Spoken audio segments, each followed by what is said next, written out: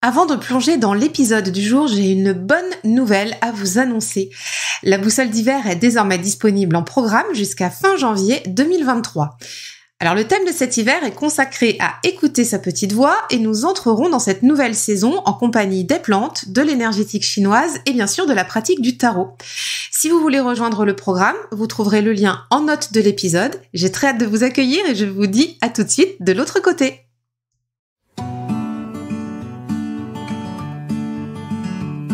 Bienvenue sur La Pépite, le tarot pour entreprendre ta vie. Je suis Cécile, coach, entrepreneur et tarologue. Ma mission est d'aider les intuitifs à créer la vie et l'entreprise qui leur ressemblent grâce notamment au tarot. Si ces thèmes t'intéressent, je t'invite à t'abonner pour enclencher dès maintenant les possibles. C'est parti!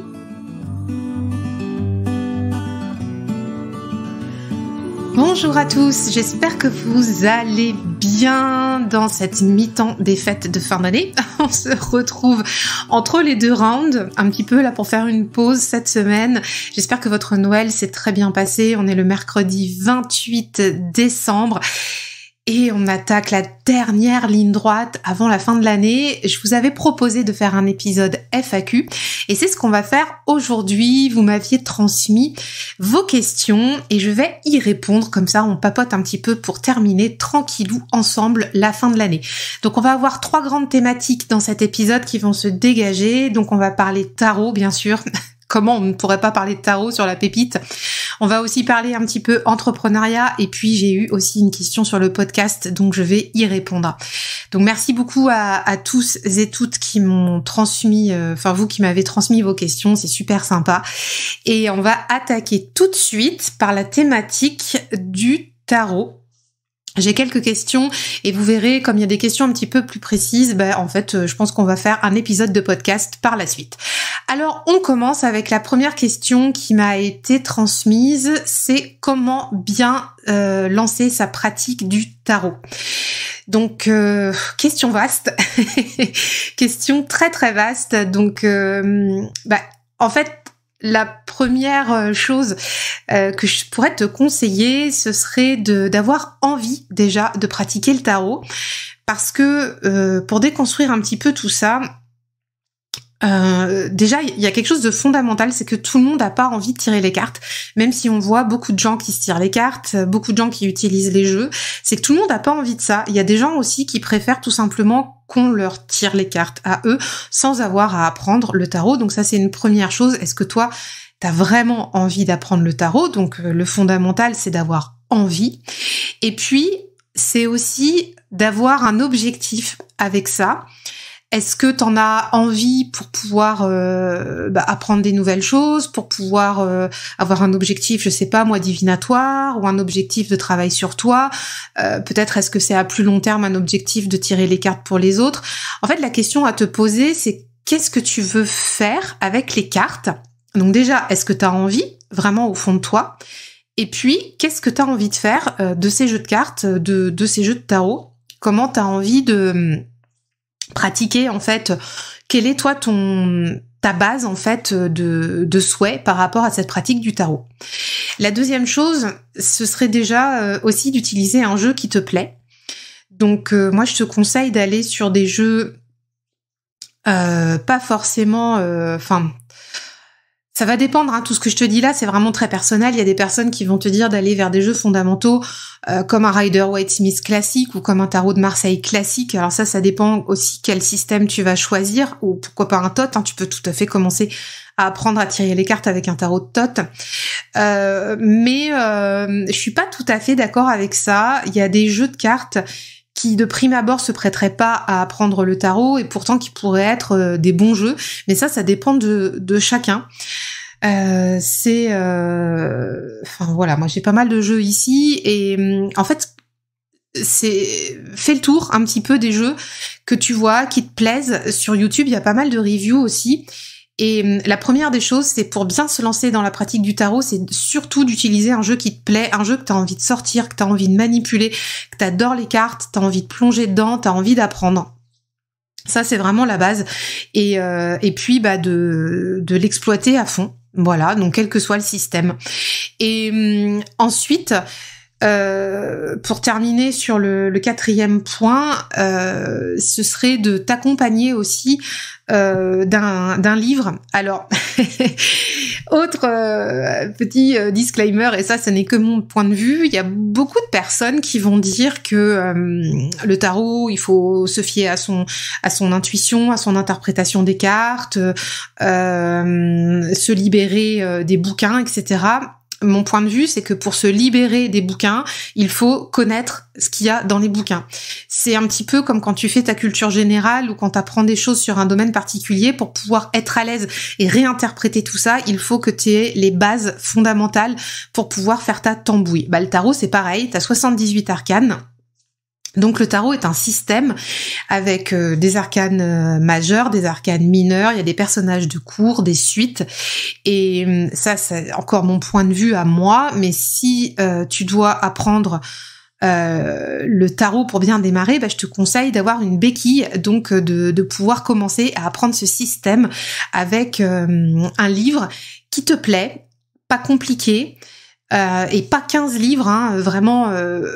un bouquin qui te parle à toi, qui est écrit comme toi t'as envie de voir comment on t'apporte la connaissance. Et pourquoi je te parle d'un bouquin? Parce que les livres c'est facile, tu peux mettre des notes dedans, tu peux y revenir, tu peux aller à ton rythme.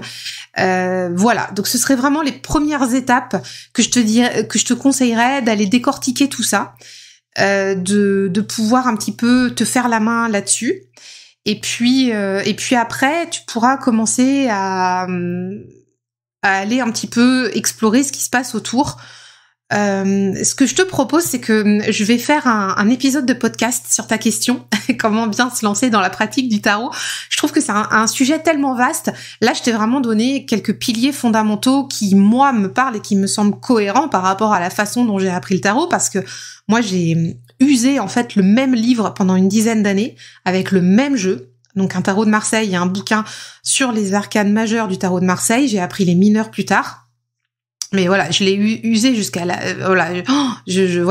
c'était incroyable comment j'ai usé ce bouquin et ce tarot, et du coup c'est comme ça que je l'ai appris, donc c'est comme ça que je te conseillerais aussi, même si je te conseille bien sûr de rentrer dans la pratique aussi très rapidement avec ton jeu et ton livre pour essayer justement des tirages, des façons de faire, t'essayer à pratiquer. Mais je vais revenir dans les prochaines semaines avec un épisode de podcast sur cette thématique-là, parce que c'est une super thématique, donc on va en reparler prochainement, donc où je détaillerai un petit peu plus comment bien se lancer dans sa pratique du tarot. J'espère que je t'ai déjà donné quelques pistes. En tout cas, fais-toi plaisir avec un jeu qui te plaît, avec un bouquin aussi qui te plaît, où tu as envie de plonger dedans, et là tu as tes deux piliers, tes deux ailiers pour pouvoir te lancer dans la pratique. Alors, deuxième question, Cécile, est-ce qu'il y a des cartes que tu interprètes différemment de ce qu'on trouve dans les livres ou les livrets? Je pense par exemple aux 4 d'épée. Certains voient le repos avant le combat, d'autres le fait de rester bloqué sur des principes. Pour ma part, j'y vois le recentrage sur soi avant de se lancer. Bref, as-tu des cartes comme ça où tu pourrais nous partager ta vision? J'ai hâte de t'écouter.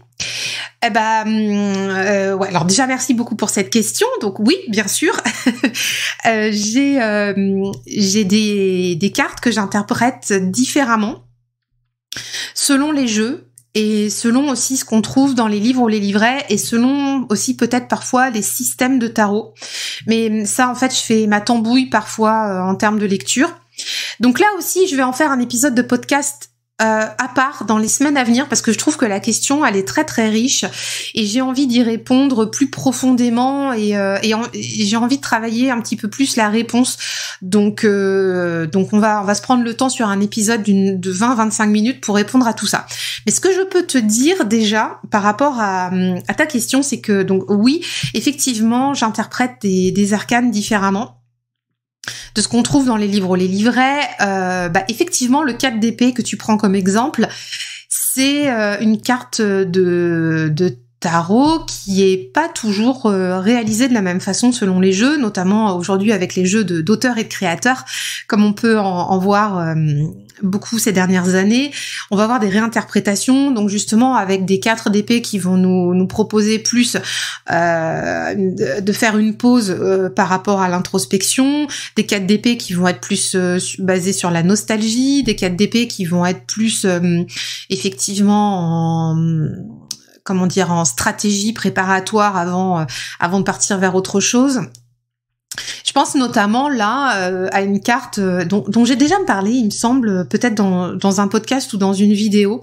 Je ne sais plus où, mais en tout cas, il me semble que j'ai déjà abordé ça. C'est dans le Brady Tarot, c'est le 10 d'épée, où en fait on a un opossum qui est allongé, les pattes en l'air là, et qui feint d'être mort, mais on connaît les opossums, il est pas du tout mort. En fait, cet opossum, il fait juste semblant, et il y a une petite malice, tu vois, dedans. Et bah typiquement quand je joue en fait, quand je prends le Brady Tarot, et si cette carte là sort, je vais pas du tout l'interpréter comme un 10 d'épée.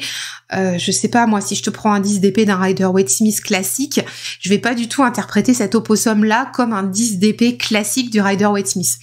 Donc effectivement, il y a des interprétations qui se font différemment, donc soit en fonction des systèmes, soit en fonction des jeux. Alors moi, c'est beaucoup en fonction des jeux, beaucoup aussi en fonction de ce que je trouve dans les livrets et la façon dont ont été repensées les cartes. Et ça, par exemple, dans le Urban Tarot, c'est quelque chose que je réinterprète beaucoup avec ce jeu. Alors déjà, ce jeu, il est basé sur un système TOT, mais le Urban Tarot, l'auteur a mis à peu près 12 ans à créer ce jeu. Je vais pas raconter toute l'histoire de ce tarot ici, mais du coup, quand on tire certaines cartes, en fait, c'est tellement imprégné de l'histoire de l'auteur, des gens qui l'a croisé, qui lui ont inspiré tel ou tel arcane, etc. En fait, nécessairement, on va prendre en compte ces interprétations-là pour pouvoir aller interpréter des cartes, et non pas comme un Rider-Waite-Smith classique, mais comme peut être un 4 d'épée ou un 10 d'épée du Urban Tarot. Voilà. Mais très sincèrement, je vais en faire un épisode de podcast parce qu'il y a matière à dire et que le sujet m'intéresse énormément. Et que ça rebondit aussi sur un sujet qu'on a adressé la semaine dernière avec Caro et le tarot, qui était le tarot du jour, tu vois. Enfin, on avait parlé de ça aussi. Si je choisis un tarot, est-ce que j'interprète les cartes d'une autre façon, etc. Donc, je pense que là, très clairement, il va y avoir un épisode de podcast sur la pépite qui va arriver tout bientôt. Donc, merci beaucoup pour cette question, et j'espère que je t'ai répondu un petit peu, voilà, déjà en mode chill ici. Et je trouve ça fun qu'on ait des interprétations de base pour les cartes, et puis qu'on puisse un petit peu les étendre en fonction des systèmes et des jeux. Et de ce qu'on lit aussi, et de ce qu'on apprend au travers des livrets. Voilà. Alors, troisième autre question sur le tarot. Quels sont les tarots que tu souhaites acquérir ? Eh bien, pas tant que ça en ce moment. Alors, j'ai déjà une belle collection de jeux à la maison, ici. Je crois que j'ai une 50aine de jeux, peut-être un peu plus. Et pour le moment, j'ai l'impression d'avoir tous les copains dont j'ai besoin, tous les conseillers avec moi.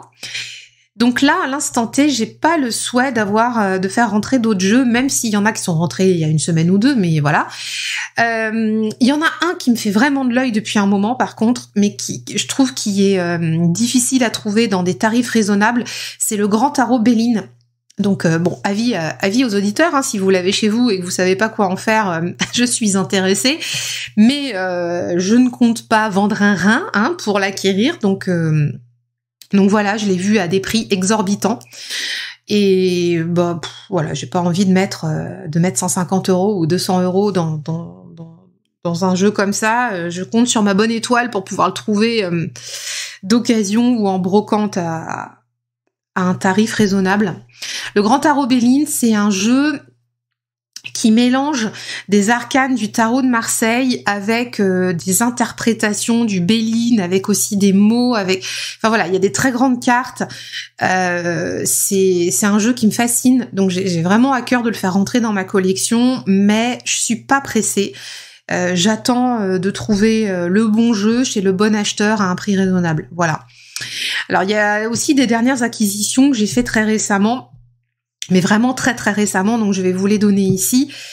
Mais pour le moment là je suis en stand-by parce que j'ai pas besoin d'autres jeux et j'ai pas envie d'autres jeux actuellement. Mais les derniers qui sont rentrés, alors j'ai le tarot Viéville que j'adore, qui est juste incroyable. Donc le tarot Viéville restauré par le tarot de la bonne mère, par Marie Gabian Spirit, qui a donc créé aussi le tarot de la bonne mère. Donc Marie était venue faire un épisode de podcast sur le tarot de la bonne mère. C'est un petit bonbon cet épisode, vous pouvez le retrouver sur la pépite.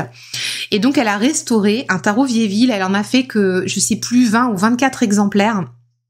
Et donc moi je lui en ai commandé un, j'ai eu l'édition numéro 5, donc associé au pape, j'adore.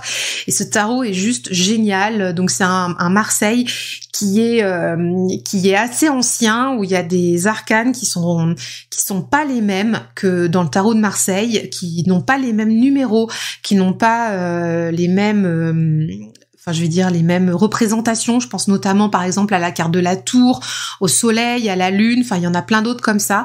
Je pense à l'ermite aussi. C'est un tarot qui me fascine. Donc, il faut vraiment que je vous fasse une review YouTube dessus. Et voilà. Et peut-être que j'aille un peu plus loin aussi pour vous parler de ses apprentissages, parce qu'il est excellent. Et Marie a fait un travail, mais voilà, je suis juste dithyrambique sur le travail qu'elle a fait sur ce tarot Viéville. Je suis amoureuse de mon tarot Viéville et je sais qu'il a été fait avec le cœur, donc ça me touche d'autant plus. Ensuite, il y a un autre tarot que j'ai fait venir aussi à Marseille. Donc c'est le tarot de l'étoile cachée. Donc là, je l'ai trouvé sur Vinted auprès d'une auditrice, enfin d'une personne qui me suit sur Instagram. C'était pas fait exprès et voilà. Enfin c'était rigolo. On s'est retrouvés sur Vinted quand je lui ai acheté le tarot. Le tarot de l'étoile cachée, c'est un tarot qu'on voit très très peu. Donc un Marseille en noir avec de l'argenté dessus, avec des symboles géométriques, avec il y a tout un univers particulier dans ce jeu-là et je voulais absolument l'acquérir pour pouvoir l'étudier. Et c'est pareil, je m'étais dit, alors il est disponible à l'achat, voilà, j'aurais très bien pu me l'acheter neuf, mais j'aime acheter des tarots d'occasion, j'aime quand ils sont passés entre d'autres mains. Et je m'étais dit, je vais bien finir par le trouver sur Vinted, et c'est ce qui s'est passé, sans trop chercher d'ailleurs. Et donc ça, c'est aussi un tarot qu'il faut que je vous présente parce que je l'adore. J'ai aussi reçu le mois dernier le Botanica Tarot. Donc ça, vous en avez certainement entendu parler. C'est un tarot qui est basé sur les plantes, qui est sur fond noir, avec des plantes qui sont très colorées dessus. Enfin voilà, c'est vraiment un tarot qui me bottait. Donc ça fait partie de mes dernières acquisitions. Alors pour la petite histoire autour de ce tarot, c'est très rigolo parce que le Lotus et l'éléphant, donc la maison d'édition, a sorti le Botanica Tarot en français. J'ai regardé un petit peu, donc c'était pile poil au moment où je l'ai eu. J'ai regardé un petit peu la version française sur des reviews YouTube et en fait ça me plaisait pas, les cartes étaient trop brillantes, enfin je sais pas, j'accrochais pas du tout avec la version française et donc je me suis rapprochée de la version d'origine, donc la version herbaliste je crois, pour pouvoir le trouver d'occasion. Et donc je l'ai trouvé auprès de Juni, le miroir d'Onara, qui était aussi passé sur la pépite. Donc Juni, vraiment un grand merci. J'adore parce que ce jeu il est passé entre plusieurs mains et j'adore. J'ai l'impression que c'est des cadeaux de copines et de toute façon c'est un cadeau de copines parce que voilà, petite histoire avec ce jeu, c'est que c'est mon ami d'enfance qui me l'a offert, voilà, qui se l'est procuré auprès de Juni, qui me l'a offert pour mes 40 ans le mois dernier. Et donc je peux pas vous dire, franchement je vous dis pas à quel point ce jeu a une symbolique très forte pour moi. C'est un tarot que j'adore, qui restera pour toujours dans ma collection. Il m'a été offert par mon ami d'enfance pour mes 40 ans. Il est passé entre les mains de Juni, il est passé entre les mains de la Greenwich avant. Et donc voilà, il est teinté de plein de choses et je kiffe ce jeu, je l'adore. Autre tarot aussi qui est arrivé là en fait la semaine dernière donc dans ma collection, mais alors c'était pas un cadeau de Noël, mais je l'ai pris parce que c'était l'occasion. C'était le tarot des plantes sauvages. Donc j'avais présenté le livre des plantes sauvages sur la chaîne YouTube, donc livre qui a été réalisé par Sandrine de Bormand et Marine Lafont, donc du compte La Cueilleuse Sauvage sur Instagram. Donc d'ailleurs Marine est venue sur le podcast présenter le tarot des plantes sauvages. On avait fait quelques lectures de poèmes autour des plantes, etc. Donc tu peux retrouver l'épisode dans le podcast. C'est un épisode excellent, enfin vraiment. Donc si tu t'intéresses au tarot, aux plantes, va checker ça. C'est aussi une base Marseille, il y a 22 majeurs. Et en fait, ce qu'elles ont fait, là, les filles, Sandrine et Marine, c'est que pour la période de fin d'année, elles ont sorti les arcanes majeures du tarot en format tarot, parce que si tu veux, à la fin du bouquin, quand t'avais le bouquin du tarot des plantes sauvages, t'avais le jeu à détacher. Mais les jeux comme ça, c'est pas de super bonne qualité, parce qu'à la base c'est un livre. Donc en fait les cartes c'était pas, enfin moi je m'en servais en cartes symbolisantes ici, mais je tirais pas les cartes avec. Et donc Sandrine de Bormand et Marine Lafont ont créé aussi avec ce jeu qu'elles ont édité en auto-édition, des petits pochons qu'elles ont fait à la main, en oshizome, enfin voilà. Donc Marine réexplique tout ça dans l'épisode du podcast. Donc voilà, je me suis fait un beau cadeau avec ce tarot qui est arrivé la semaine dernière. C'est vraiment un cadeau de cœur. J'adore ce que font ces femmes et j'adore ce jeu. Donc voilà, un des derniers qui est arrivé. Et puis dernier jeu aussi qui est arrivé dans ma collection, qui n'est pas un tarot mais qui est un petit Lenormand. C'est le Merry Christmas Lenormand de Célia Mélesville. Et je l'ai pris, je sais plus, il y a 3 semaines de ça, pour la période de Noël. Mais je dois vous avouer que j'ai pas joué avec, parce que si t'es abonné au mail privé, je t'ai dit la semaine dernière que la magie de Noël se faisait discrète cette année. Et donc, en fait, ouais, c'est un peu ça qui s'est passé, c'est que j'avais entrepris de jouer un petit peu avec le Merry Christmas, de faire quelques tirages, et puis en fait, ça s'est pas fait comme ça. Donc c'est pas grave. J'aime d'amour ce jeu aussi, donc c'est pas grave. Il a toute sa place dans la collection, et puis peut-être que je vais le sortir un petit peu là sur la fin des fêtes, ou je vais le garder bien au chaud pour l'année prochaine. Mais j'avais très à cœur de l'avoir, donc voilà. Donc voilà pour les jeux. À part le grand tarot Béline, il y en a pas d'autres là que je convoite actuellement, mais voilà, j'ai été assez bavarde sur mes dernières acquisitions, mais pour l'instant j'ai l'impression que l'équipe est au complet et on est pas mal comme ça. Alors, deuxième volet de la FAQ, l'entrepreneuriat. Alors, question, ce n'est peut-être pas dans le thème, mais pourquoi avoir choisi le statut juridique de la SASU ? On passe du coq à l'âne, effectivement, entre tarot et statut juridique. Alors, le statut juridique, quand j'ai commencé, j'avais une auto-entreprise. Donc moi, j'ai eu plusieurs entreprises. Donc j'ai eu 2 auto-entreprises et une SARL. Et avant de faire ma SASU, donc j'avais une auto-entreprise. Pourquoi je suis passée en SASU ? Parce que quand tu as une SASU, donc une société par action simplifiée, unipersonnelle, c'est ça que veut dire la SASU, tout est étanche. C'est-à-dire que j'avais pas besoin d'avoir des revenus avec mon entreprise, et je ne souhaitais pas que ce que je gagnais chez Faltasy rentre dans mes revenus, de travail, tu vois, pour les impôts, pour la fiscalité, quoi. Je voulais pas. Je voulais que tout soit étanche. Donc en fait, ce qui rentre sur Faltasy reste sur Faltasy. Et aujourd'hui, avec la SASU, si je veux me rémunérer, je dois me faire des fiches de paye et donc me positionner comme salarié de mon entreprise. Aujourd'hui, ce n'est pas encore le cas. C'est pas le souhait pour le moment, mais ce sera bien sûr dans les mois à venir quelque chose qui va arriver. La SASU, c'est intéressant quand tu dois vraiment dissocier, quand tu dois mettre en fait une cloison étanche entre tes en side project, par exemple, comme moi j'avais un salaire temps plein cadre, donc j'avais pas besoin d'avoir des revenus complémentaires et je ne souhaitais pas parce que ça aurait fait gonfler mon revenu fiscal de référence et c'était pas le souhait. Donc c'est pour ça que j'ai choisi la SASU. C'est un statut juridique qui est plus lourd qu'une auto-entreprise.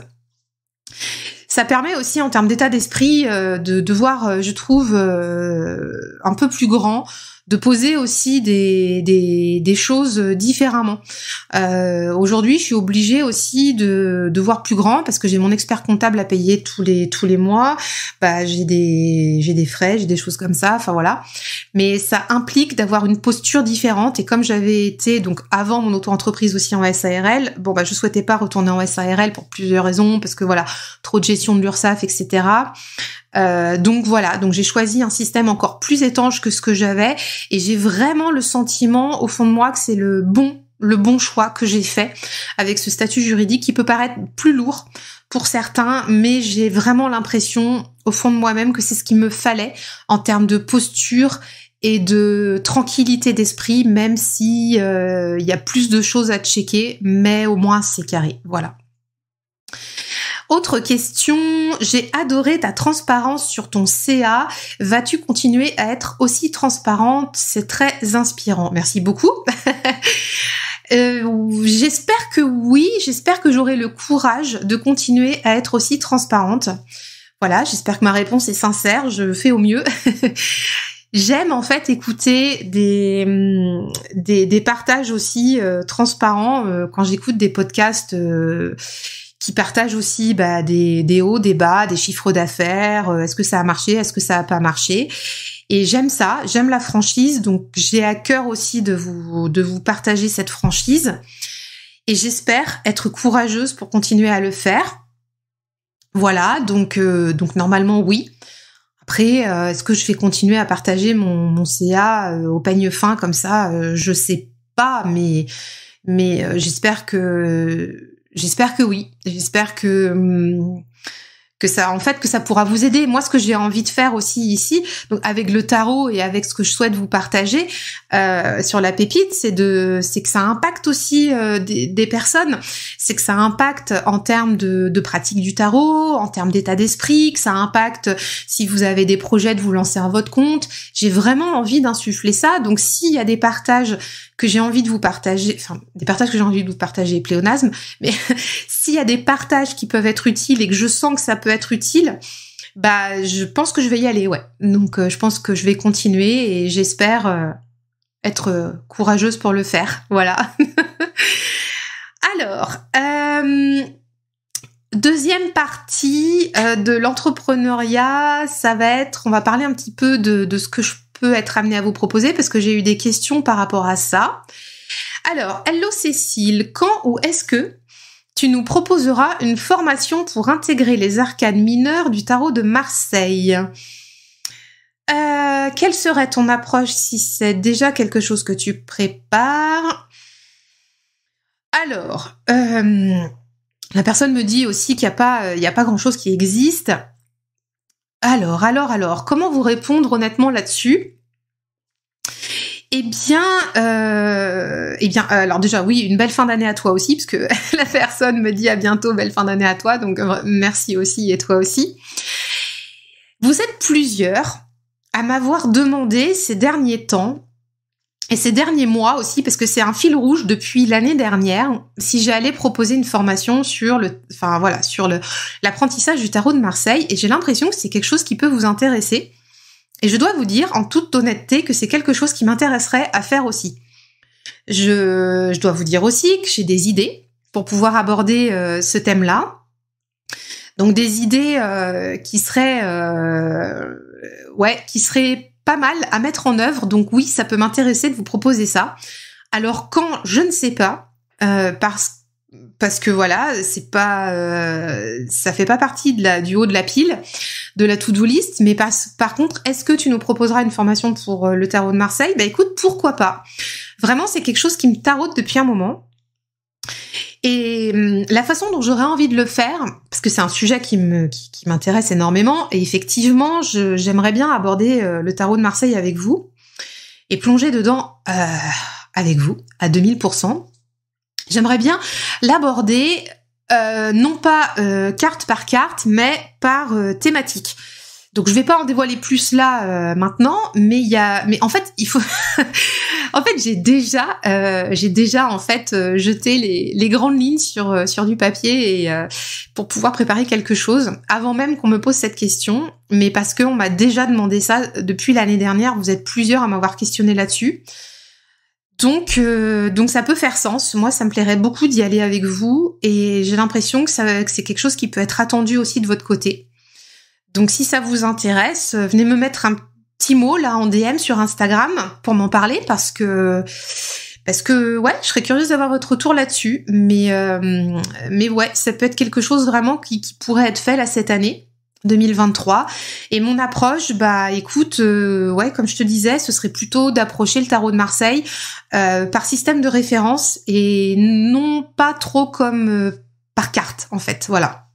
Donc voilà. Bon, je vais rester là-dessus, mais par grande thématique en fait pour que ce soit assez ludique, que ce soit aussi un peu novateur dans la façon d'apprendre et qu'on puisse se plonger dans le tarot de Marseille comme on l'a jamais fait encore et comme je l'ai encore jamais vu, je crois. Mais en tout cas, j'ai des idées et c'est comme ça que moi je l'approche. Donc, ce serait une approche systémique, en tout cas. Voilà. Donc, on s'en reparle tout bientôt. Et si vous avez des questions par rapport à ça ou si vous avez de l'intérêt pour cette proposition-là, bah, venez me le dire en DM sur Insta. Franchement, je serais vraiment très intéressée d'avoir vos avis là-dessus. Ça peut m'aider aussi. Autre question, pourrais-tu développer le projet d'école pour les entrepreneurs ? Oui, je peux le développer. Alors à minima parce que pendant les vacances, là, j'ai pris le temps de me poser et que j'ai pas avancé comme je le voulais, mais c'est pas grave.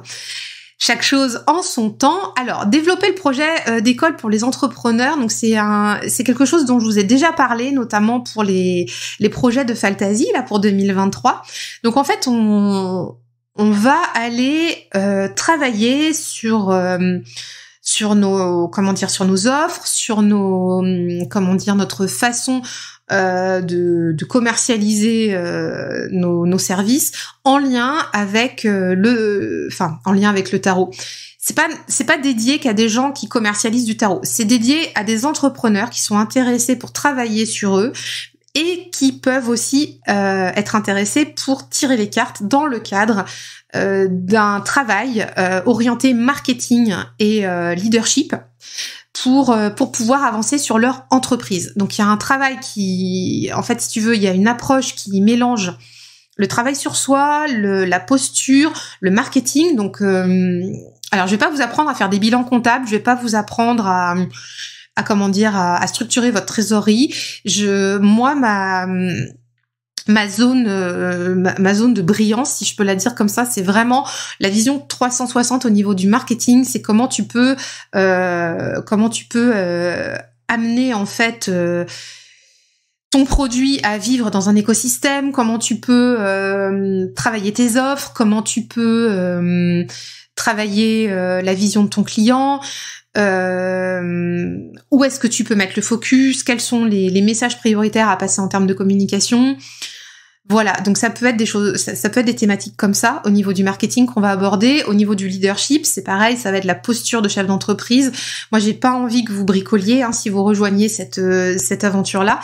J'ai pas du tout envie de ça. J'ai envie que vous voyez grand. J'ai envie que vous puissiez avoir une activité pérenne, une vraie activité professionnelle, tout simplement, sans vous vendre du rêve. Mais quelqu'un qui vit de son activité professionnelle est capable de se rémunérer correctement avec un salaire une rémunération qui lui permet de profiter avec ses enfants, de partir en week-end, d'aller en vacances tranquillement, de se faire un resto quand il a envie, de changer ses meubles de chez lui s'il a envie. Enfin voilà, d'avoir des moyens financiers sans avoir la folie des grandeurs, mais d'aller à mesure aussi de ses moyens, mais de vivre correctement, confortablement de votre activité. C'est quelque chose vraiment que j'ai à cœur, et ça passe aussi par la posture, d'arrêter de bricoler, et de passer pro, quoi, pro dans sa tête, pro dans ses offres, être carré comme un bon empereur du tarot, voilà, et c'est aussi ce que j'ai pour ce projet. Donc le projet d'école, en fait, il y a des modules qui vont venir soutenir ce projet-là. Enfin voilà, et dans chaque module, on va travailler avec. Chaque module sera relié à un arcane. Alors il y aura pas 22 arcanes, hein, des 22 arcanes majeurs. J'en ai déjà choisi. Il y aura quelques modules qui seront reliés à des arcanes majeurs, qui sont très importants, je trouve, pour moi, dans la vie d'une entreprise, dans la vie d'un entrepreneur, en tout cas dans la façon de voir les choses. Et on va en fait travailler tout ce marketing, cette posture, ce leadership avec le souffle de ces arcanes majeures, l'impulsion que ça donne, l'impact que ça a, et en fait on va aller détricoter tout ce système-là autour de ça. On va partir du tarot et du marketing, et puis on va aller travailler tout ça. Il y aura bien sûr du travail marketing, mais il y aura aussi du travail avec les cartes, avec du travail sur soi. Donc, et ce n'est pas dédié qu'aux personnes qui veulent s'installer cartomancien ou tarologue.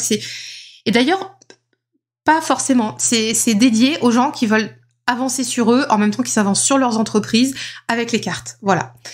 Donc, je sais pas si j'ai été assez claire, mais en tout cas, le projet, je vais le développer vraiment là dans les prochains jours, enfin, première quinzaine de janvier. Je vais en parler puisqu'il y aura une bêta. Une version bêta de cette école, entre guillemets, qui va durer 8 semaines. Et ça, je vais venir vous en reparler très très vite, notamment par mail, parce que je vais pas faire grande communication dessus. On va être sur un groupe restreint, parce que moi, il faut que je teste aussi l'idée. Donc, il y a déjà des personnes qui m'ont fait part de leur intérêt pour rejoindre le groupe. Le petit groupe qui va être composé de 6 à 7 personnes, donc merci à toutes, parce que ce sont essentiellement des femmes, donc merci à toutes qui m'avaient manifesté l'intérêt.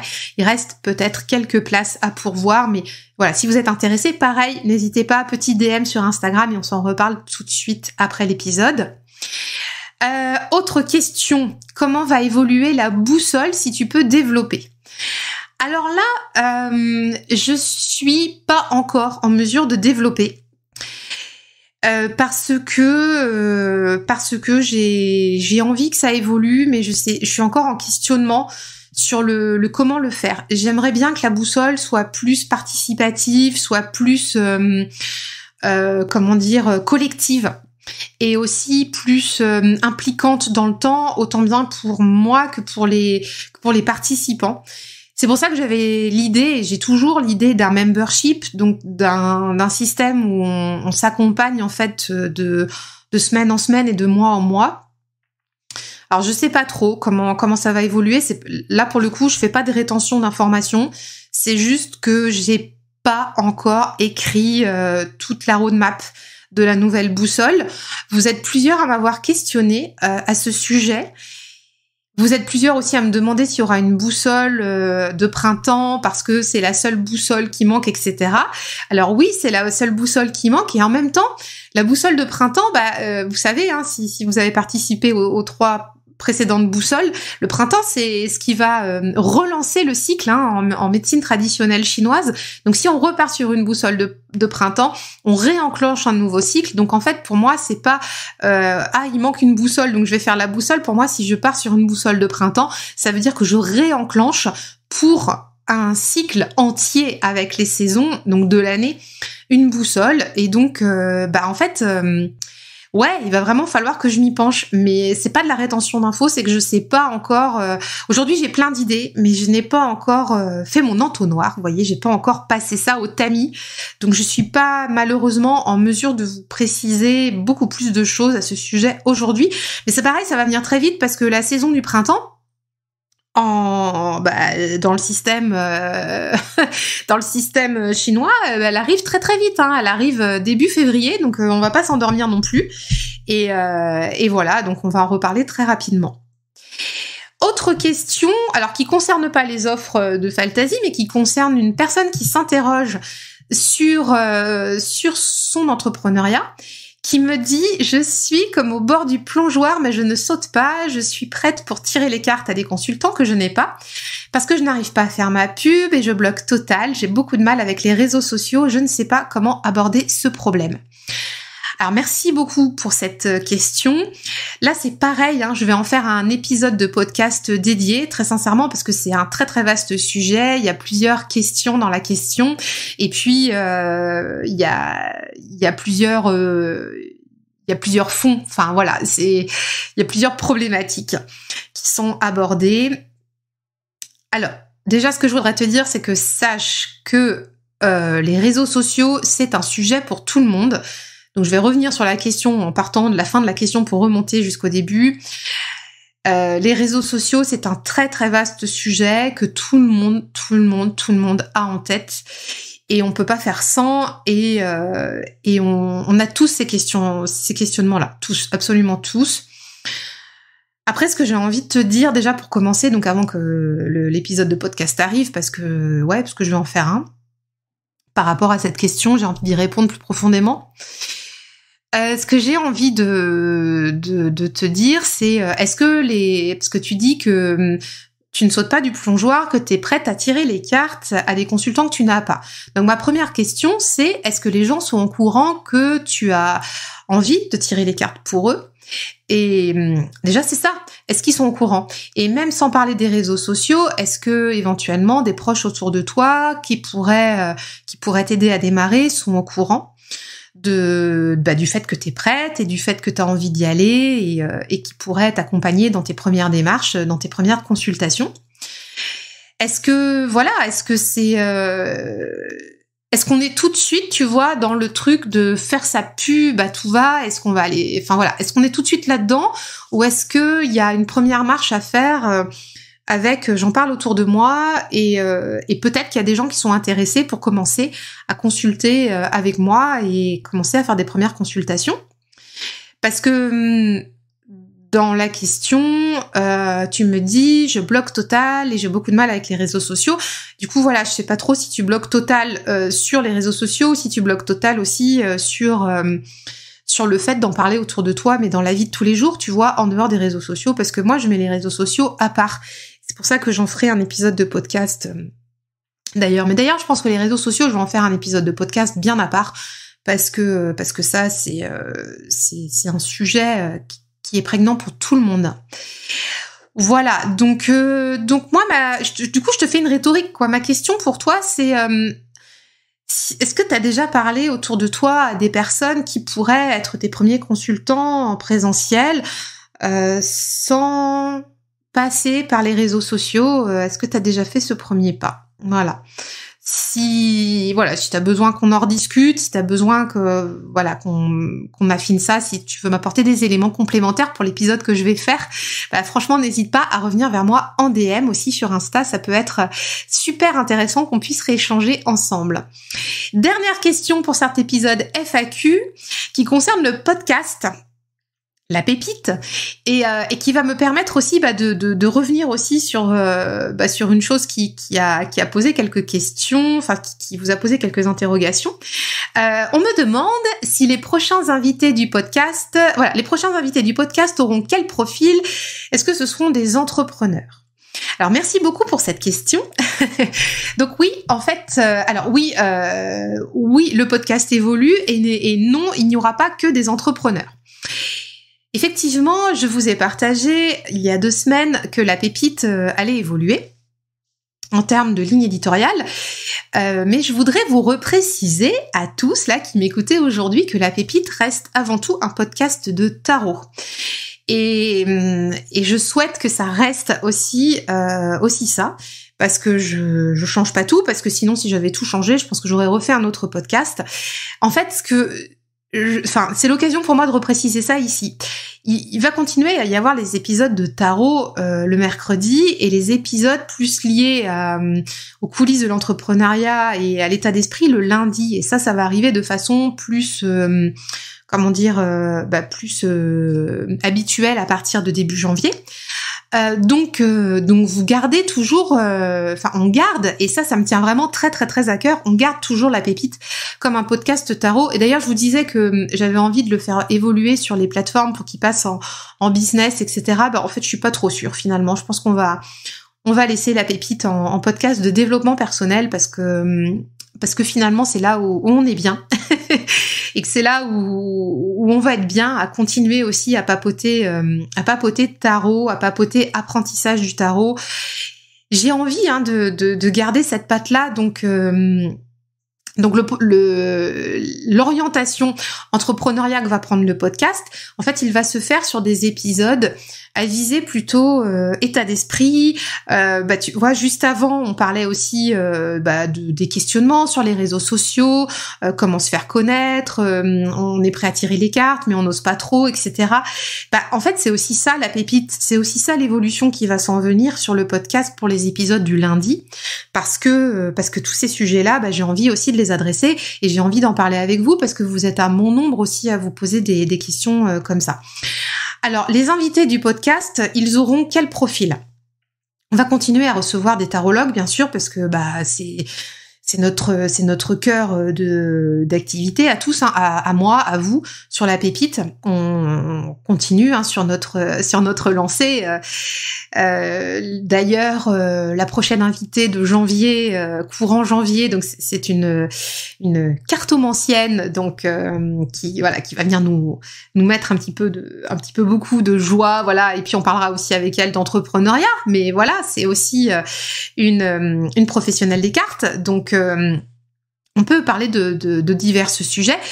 Il y aura, et ça c'est quelque chose que je souhaite avoir sur le podcast, des invités aussi avec lesquels on va parler aussi d'état d'esprit, notamment de posture, de façon de voir les choses, de façon de se positionner. Ça, c'est vraiment des sujets, moi, que j'adore, dont j'adore parler, parce que pour moi, ce sont des fondamentaux quand on est entrepreneur et dont on parle pas assez, je trouve. Parce que parler d'un chiffre d'affaires, c'est bien, mais parler de la façon dont on se positionne dans notre état d'esprit, dans notre vie, par rapport aux autres, est-ce qu'on sait dire non, est-ce qu'on sait dire oui, comment on saisit les opportunités, comment on pose les choses, comment on prend action, etc. Ça, c'est vraiment, vraiment des sujets, pour le coup, que j'ai très envie d'aborder avec vous.